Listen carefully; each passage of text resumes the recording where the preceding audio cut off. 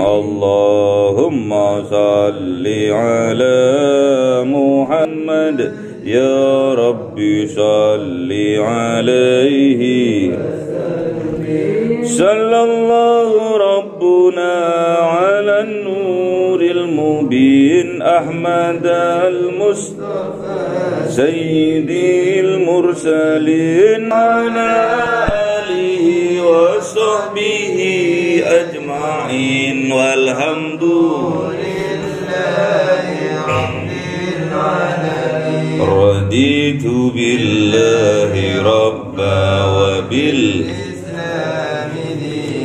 وبمحمد نبيا ورسولا ربي زدني علما وارزقني فهما لرضا الله تعالى لهداية الله تعالى لرحمة الله تعالى لشفاعة رسول الله وببركة مؤلف هذا الكتاب الفاتحة أعوذ بالله من الشيطان الرجيم بسم الله الرحمن الرحيم الحمد لله رب العالمين الرحمن الرحيم مالك يوم الدين إياك نعبد وإياك نستعين اهدنا الصراط المستقيم صراط الذين أنعمت عليهم غير المغضوب عليهم آمين فصل علامة البلوغ Mas.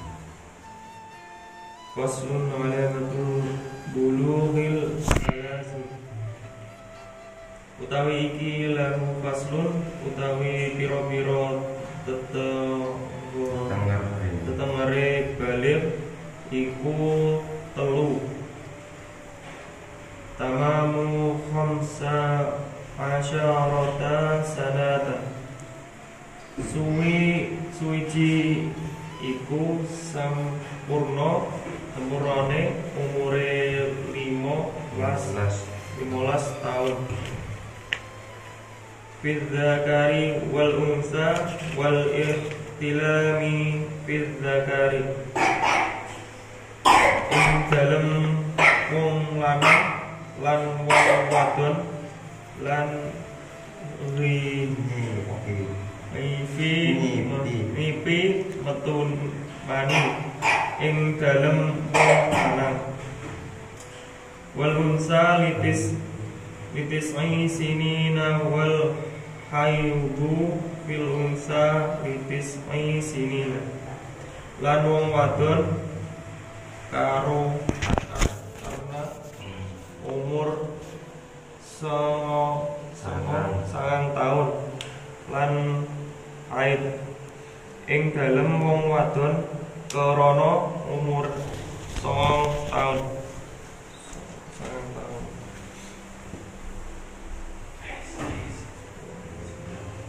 Faslun. Lanjut. Satu lagi. Faslun utawi faslun surutu ihza'il hajari samaniyatun. Utawi iki lahu faslun utawi pira-pira syarate cewek ukuf ngangge watu samaniyatun ngangge watu an yakuna bisalasa samaniyatun an yakuna bisalasati wolu suwiji arep ana iku kelawan telu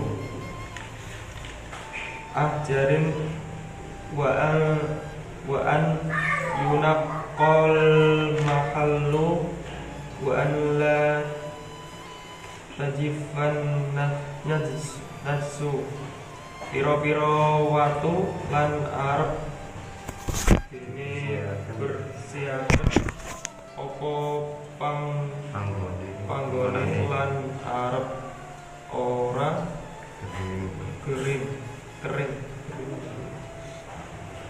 opo najis wala yang takila lan arep ora malih apa najis wala yatra alaihi akharu wala yujawiru rosofhatahu lan ora arep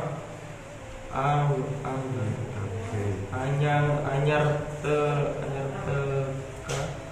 teko ing atase najis apa najis liyane lan ora arep liwati apa najis ing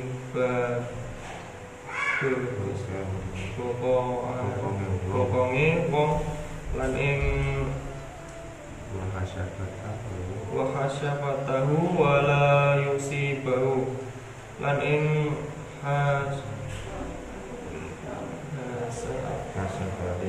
sabae wong lan arep ora onai ing najis apa ma'un wa an takunal ahjaru tahiratan apa banyu lan ora arep ana apa pira-pira watu iku suci. Bismillahirrahmanirrahim. Kita sebelum membahas tentang balil, kita harus tahu dulu siapa orang yang kebebanan kewajiban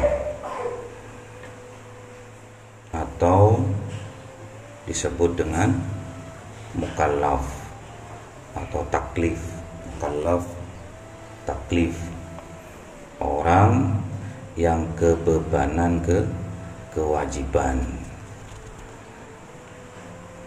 Ada 5, ada yang bilang 4, ada yang bilang 5 tanda bahwa orang itu mukallaf. Yang pertama, berakal, jadi punya akal.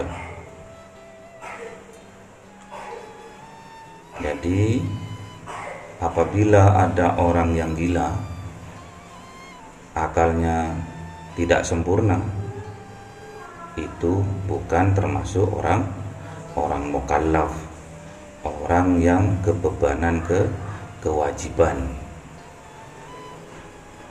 Nomor 2, baligh. Nomor 3,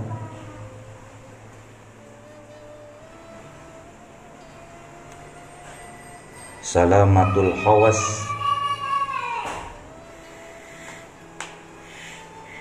panca inderanya berfungsi dengan baik, antara penglihatannya dan pendengarannya, matanya atau kupingnya. Yang keempat, bulughud da'wati Islam. Bulughud da'watil Islam, telah sampai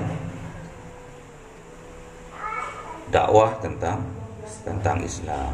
Yang kelima, wajib masuk Islam. Kalau sudah keempatnya terpenuhi, yang pertama dia punya akal, akalnya baik.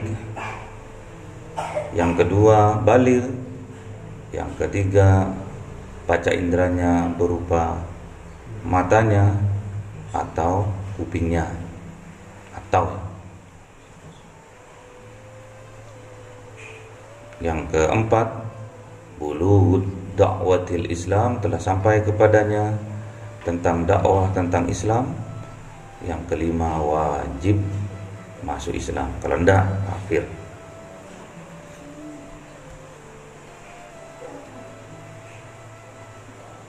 Jadi di kitab Safinatun Najah ini hanya ringkasan, hanya rangkuman, sehingga perlu penjelasan. Jadi nggak sembarang ngaji, karena ngaji bisa ngaji gampang.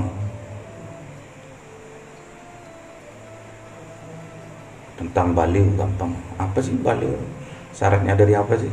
Ternyata syaratnya dari mukallaf, orang yang kebebanan, kewajiban.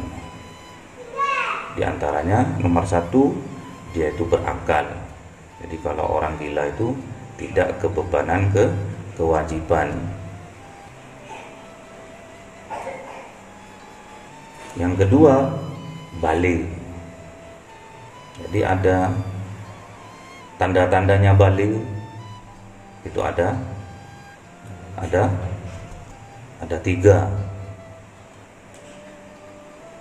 Kalau kata kitabnya sini ada 3.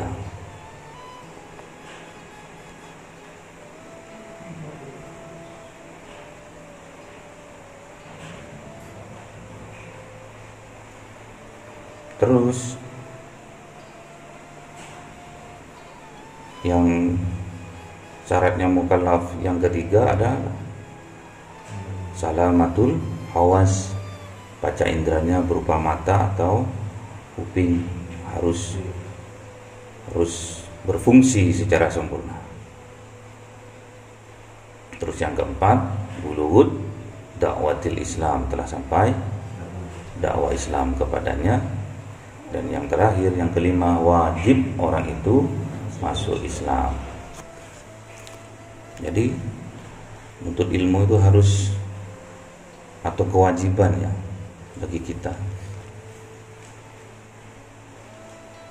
Talibul ilmi faridatun ala kulli muslim. Menuntut ilmu itu adalah fardu, adalah kewajiban bagi setiap muslim. Kan bisa lewat Google, Pak. Kan bisa lewat bacaan-bacaan buku-buku, Pak. Iya. Gak usah gurunya langsung Google. Apa yang sampean inginkan langsung ada. Klik apa aja langsung ada. Mau nanya bidadari kan ada di Google. Ciri-ciri bidadari ada di Google.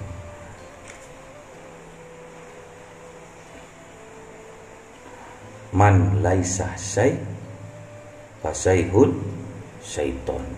Siapa orang yang belajar tanpa syekh, tanpa guru, maka gurunya setan. Enggak ada keberkahan di situ ya. Akan disesatkan nanti. Kalau udah cerdas akan disesatkan, digiring akan disesatkan nanti. Baik.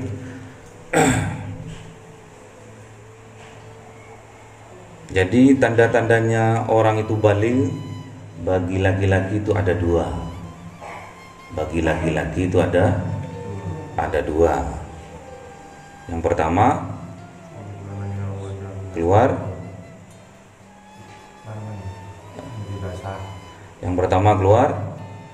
mani. Yang pertama keluar mani. Di umur 9 tahun. Kalau di bawah itu, kalau di bawah umur 9 tahun namanya umur tamyiz. Tamyiz itu umur kira-kira 7 sampai 8, itu namanya tamyiz. Tamyiz masih belum termasuk baligh. Tapi walaupun umur 7 itu, tetap kita sebagai orang tuanya harus membimbingnya ke arah kebaikan, karena tidak dibebani dosa, tidak dibebani kewajiban. Sama sampean besok anaknya disuruh nyolong. Sana itu banyak duitnya, suruh nyolong makanan, disuruh nyolong uang. Gak apa-apa nak, umurmu kan masih umur 7 tahun, gak apa-apa, wis pacaran, cium-ciuman gak apa-apa. Itu yang dosa orang tuanya. Anaknya disuruh nyolong. Memang anaknya nggak berdosa, tapi orang tuanya yang berdosa. Itu namanya usia tamyiz, usia anak sekitar umur 7 tahun. Kanjeng Nabi, kalau anak sudah mencapai umur tamyiz, umur 7 tahun, apa yang diperintahkan sama Kanjeng Nabi? Muru auladakum bisolah. Muru auladakum bisolah. Wahum abna'u sab'i sinin. Perintahkan anakmu untuk sholat pada umur 7 tahun. Diajari sholat. Wadribuhum alaiha wahum abna isri sini. Kalau pada umur 10 tahun dia belum sholat juga, maka harus dipukul. Kalau udah umur 10 tahun, anaknya sampean besok itu dipukul udah kakinya.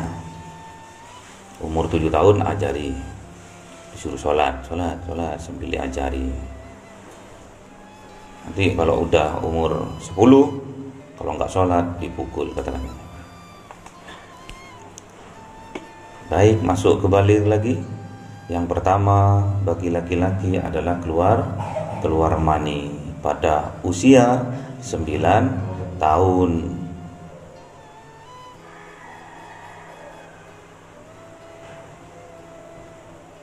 10 tahun belum keluar mani, belum balik sampai umur 15 tahun. Umur 15 tahun tetap belum keluar mani, dia tetap mukallaf, tetap balik. Kalau sampai umur 15 tahun dia itu belum keluar mani, dia itu balighh bil umri. Balighh karena umur. Jadi kalau sudah keluar mani pada umur 9 tahun Hijriah, dia itu sudah balighh. Atau belum, sampai umur 10 belum, umur 11 belum. Terakhir umur 15 tahun tetap belum, tapi dia tetap masuk ke umur balighh karena bil umri, karena umur. Disampean walaupun umur 15 tahun tidak keluar mani, sampean sudah dikatakan balighh. Si Bul udah balik belum, Bul? Hah? Udah. Oh. Jadi ada 2 ya. Tanda-tanda balik bagi seorang laki-laki ada 2. 1, keluar mani. Kedua, umur 15 tahun. Bagi perempuan ada 3. 1 sama, keluar mani pada umur 9 tahun atau haid pada umur 9 tahun, atau kalau belum kedua-duanya itu sama seperti laki-laki sampai umur 15 tahun dia belum haid atau belum keluar mani, dia tetap sudah termasuk balighh. Sampai harus ini pelajaran berharga ini ya. Nanti sampean siapa tahu istrinya umur 9 tahun. Syaratnya harus mukallaf ya, harus balighh nanti. Istrinya umur 9 tahun. Adakah istrinya Rasulullah yang umur 9 tahun? Ada. Siapa? Siti Aisyah. Belum digauli, belum tidur bareng sama Kanjeng Nabi sampai Siti Aisyah itu balik haid atau keluar mani atau umur 15 tahun.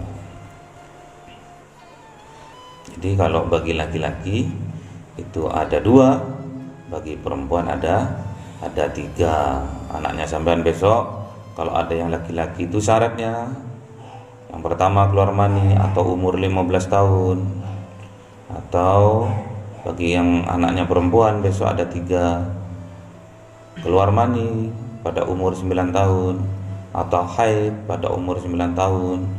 Tahu kalau tidak keduanya ditunggu sampai umur 15 tahun, itu sudah masuk ke baligh. Mani, ciri-ciri mani. Sampai bisa ndak bedakan mani itu? Yang pertama, ma'in dafik, tadafuk. Jadi keluarnya itu karena ada hentakan dari dalam. Jet jet jet jes itu ya. Kayak kereta api itu. Pernah mimpinya gitu. Ada hentakan, ada hal yang muncrat dari dalam. Jet jet jet. Kalau lama ya panjang. Jet jet jet jet jet jet jes keluar. Yang kedua ada ladzat. Ladzat itu rasa. Kayak apa rasanya, Pak? Kalau belum mimpi basah ya nggak tahu. Banyak Mas Anggit kayaknya belum mimpi basah ini kayaknya. Udah mimpi basah belum Mas Anggit? Belum. Jadi ada rasa. Rasanya enak atau enggak itu?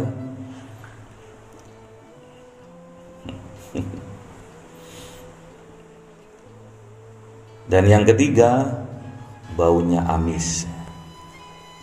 Baunya kayak putih telur ya. Ya mirip-mirip lah. Atau kalau sampean rendam baju sampai agak lama kayak baunya kayak anyir gitu ya. Ya kayak itulah. Atau sampean lewat di jeding atau kamar mandi di desa itu kan ada peceraiannya itu kan, kadang baunya kayak gitu.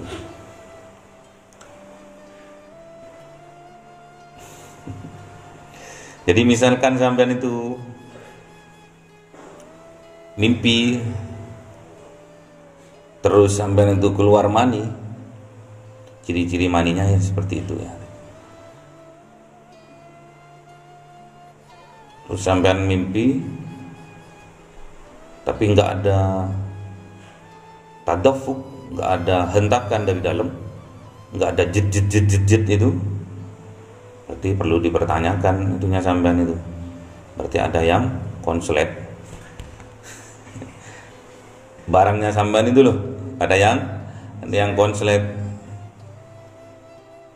Mimpi sih Pak, tapi murah-murah basah ya, nggak ada hentakan dari dalam, nggak ada kereta apinya keluar dari dalamnya, nggak ada ya Pak. Terus nggak ada rasanya juga ya Pak, nggak ada lezatnya juga, nggak ada. Loh, berarti error. Kenapa kok bisa error? Ada 2 penyebab errornya itu. 1, karena sering onani.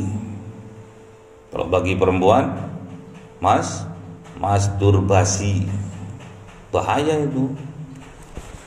Kalau sudah alatnya itu udah error,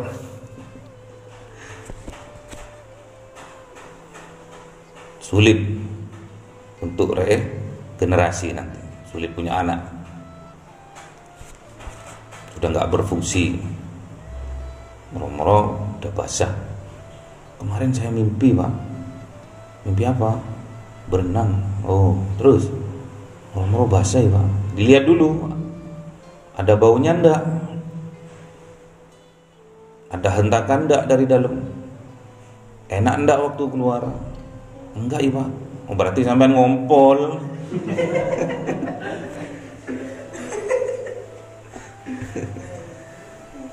Berarti ngompol.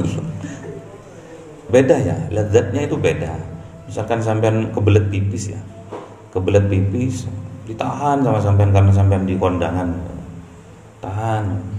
Terus setelah pulang sampean mampir ke pom bensin misalkan di perjalanan itu loh. Sampean langsung buka celana langsung cur. Itu enggak ada hentakan, cuma cur biasa. Terus rasanya ya cuma lega toh, enggak ada kenikmatan yang lebih, cuma lega. Alhamdulillah, lega gitu. Karena enggak ada yang ditahan lagi. Tapi kalau keluarnya mani itu ada rasa. Jadi kalau sudah enggak ada rasa, berarti ada yang error di alatnya itu ya. Penyebabnya error diantaranya kalau bagi laki-laki sering onani, nggak boleh. Onani itu haram, makanya sampai ndang rapi. Jangan lama-lama di kamar mandi, apalagi bawa HP kamar mandi ya.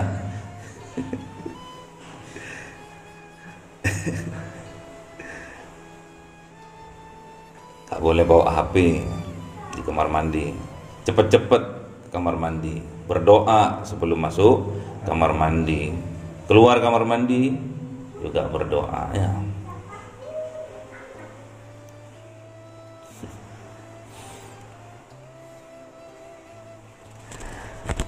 Jadi itu inti dari alamatul bulu. Jadi kalau di situ ada 3, kita pecah lagi ada 2 bagi laki-laki dan ada 3 bagi perempuan. Sudah ada 5 ya. Kalau di situ dirangkum antara perempuan sama laki-laki.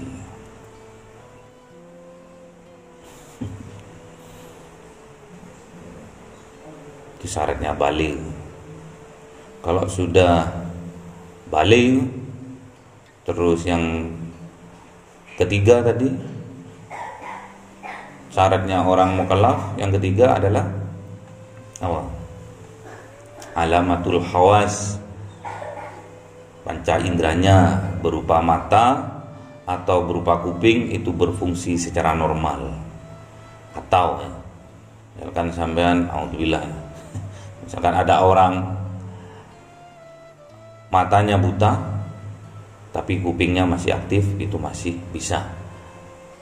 Atau sebaliknya, kupingnya budek tapi matanya bisa melihat, masih bisa dengan isyarahnya. Ada kecerdasan tersendiri ya bagi salah satu. Misalkan ada orang itu tuli tapi matanya bisa melihat, itu ada kecerdasan tersendiri, ada kelebihan tersendiri. Sebaliknya juga, matanya buta, kupingnya masih sempurna, bisa mendengar. Banyak orang yang kufat, banyak orang yang hafal Quran walaupun matanya buta tapi kupingnya masih berfungsi secara normal. Banyak yang kufat. Sampean dua-duanya berfungsi tapi tidak kufat.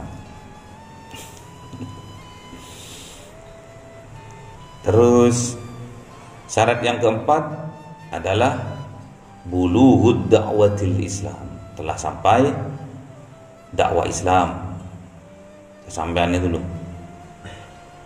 Kecuali ada di pedalaman kayak manusia primitif gitu, nggak ada orang yang berani ke sana karena faktor alam misalkan, karena dia hidupnya di seberang hutan, di sekitarnya banyak binatang buas, jadi nggak ada orang yang sana. Itu belum termasuk mukallaf, tidak dibebani kewajiban. Kalau sudah keempatnya ini sudah ada pada diri sampean, pada diri seseorang, wajib orang itu masuk ke dalam Islam. Mulai dari syahadat, kebebanan sudah. Syahadat, sholat, puasa, zakat,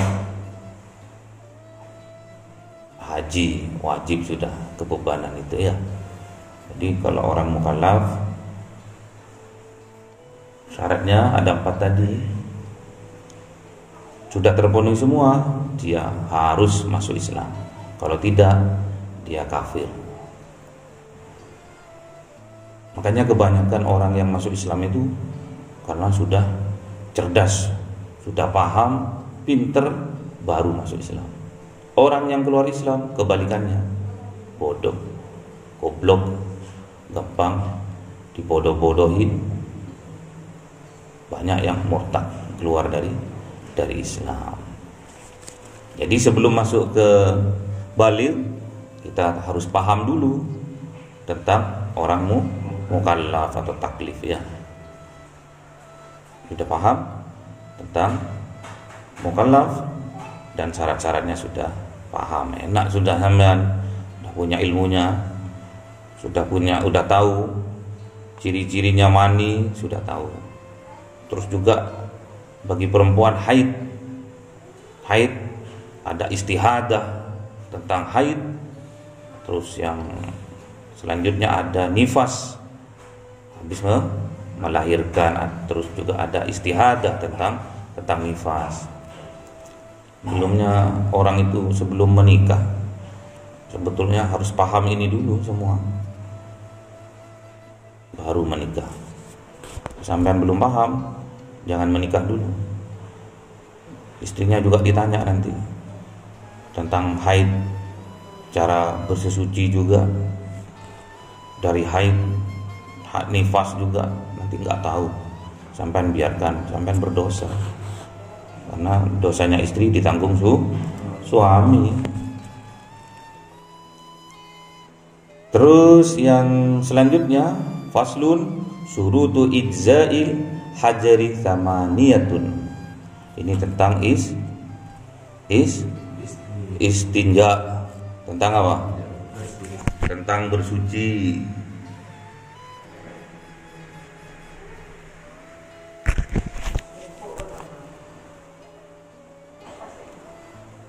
Ada berapa itu bersuci itu? Ada 8 di situ ya. Ada 8. Kita akan bedah satu-satu. Istinja itu boleh dengan apa aja? Dengan batu dan air. Syaratnya 2 itu. Boleh kedua-duanya. Habis batu terus air, itu lebih afdal ya.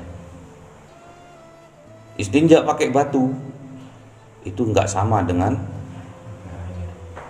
pakai air, memang enggak sama. Jadi sesuci dengan batu itu tidak sama dengan ini, tayamum, enggak sama ya. Kalau tayamum, kalau enggak ada air. Kalau istinja pakai batu, walaupun ada air enggak apa-apa. Walaupun di depannya sampean ada sungai, sampean mau istinja pakai batu atau serupa dengan batu itu boleh, atau kedua-duanya boleh. Habis istinja pakai batu terus cebok pakai air. Pernah enggak?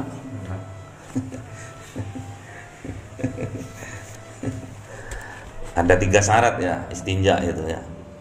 Dari alatnya berupa batu. Istinja pakai batu atau serupa dengan batu. Apa contohnya? Tisu. Besok sampean kalau umroh, kalau haji di atas pesawat gak ada air. Ada cuma tisu. Gak ada tisu basah, tisu kering. Sampean belajar dulu nanti kalau masuk ke bandara itu kan ada tisu. Banyak tisu. Ulur aja yang banyak ya. Terus jangan lupa dipotongnya, nanti sampean ke bawah nanti ya, kayak di Mr. Bean itu ya.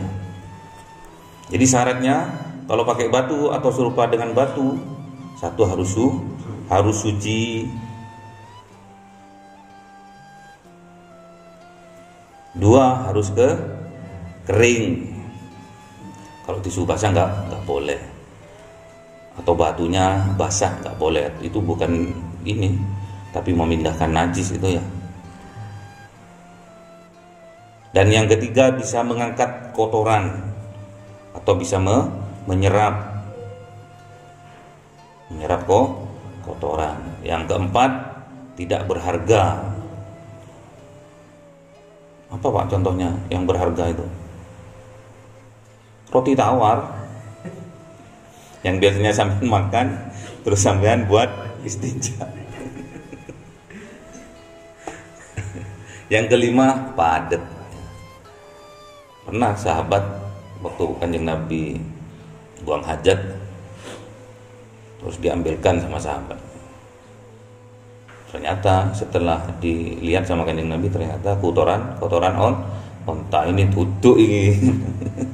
Ini celetong ini. Carikan batu gitu. Carikan batu ya. Kalau sudah kering kan mirip batu itu kan, celetong itu kan ya. Enggak boleh kalau empuk itu enggak boleh. Harus padat. Jadi syaratnya ada 5 tadi. 1 harus suci batunya itu loh. 2 harus kering. 3 harus bisa mengangkat atau menyerap kotoran. 4 tidak berharga. Kalau roti tawar nggak boleh ya dibuat ini ya. Atau roti kering nggak boleh.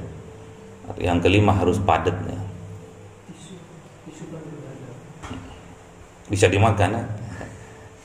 Yang berharga maksudnya bisa dimakan ya. Kedudukannya. Terus dari apanya tadi? Yang pertama dari alatnya, yang kedua dari caranya. Cara beristinja itu ada 2. Yang pertama minim 3 kali usapan. Jadi, minim 3 kali usapan. Pakai tisu boleh. Pakai tisu Pak yang banyak. Terus 1 kali usapan kan sudah tuntas Pak. Gak bisa. Tetap minim 3 kali. Dipencet-pencet, diurut-urut sampai tutul lagi. Diperkes-perkes lagi ya sampai 3 kali. Yang kedua bersih. Sampai cebok pakai tisu atau pakai batu tapi tidak bersih terus sampai 4 kali, sampai 5 kali, sampai 6 kali. 6 kali Pak, tambah 1 biar sunnah ya. Yang ganjil ya. Terus yang ketiga tempatnya dubur ataupun kubul tempatnya itu. Syaratnya tadi diantaranya sudah disebutkan. Belum kering. Jadi sampean habis pup nggak usah jalan-jalan ya. Jalan-jalan sampai kering udah nggak bisa udah itu. Istinja pakai itu. Kalau sudah kering itu kan nggak bisa. Terus tidak berpindah. Sampai banyak ini udah buang hajat besar terus sampean goyang-goyang akhirnya pindah ke pahanya, pindah nggak bisa sudah. Meneng kalau sampean buang hajat tuh meneng antang nikmati ya. Sapi. Terus yang ketiga tidak kemasukan barang yang lain. Tadi dijelaskan tidak kepercikan air, tidak ada yang mantul dari bawah, misalkan kerikil mantul ke atas terus nempel gitu loh ke bekasnya itunya sampean itu loh. Nempel nggak bisa sudah kalau ada yang nempel. Atau ada jagung terbang ke itunya sampean nggak bisa udah ya. Syaratnya itu.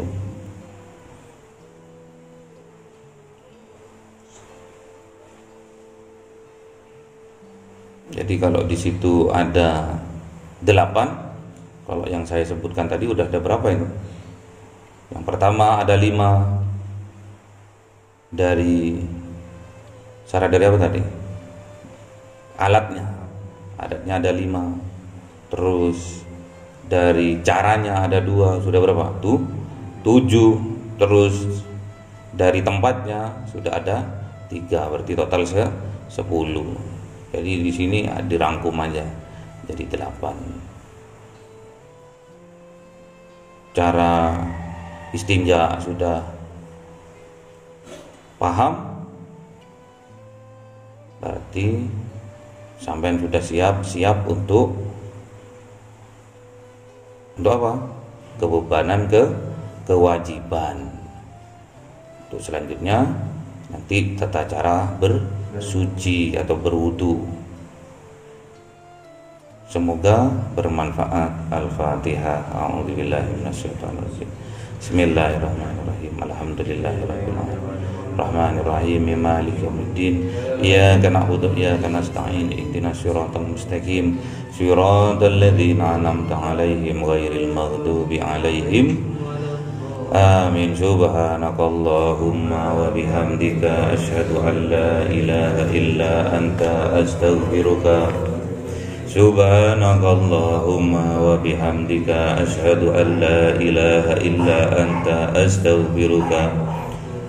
Subhanakallahumma wa bihamdika asyhadu an la ilaha illa anta astaghfiruka.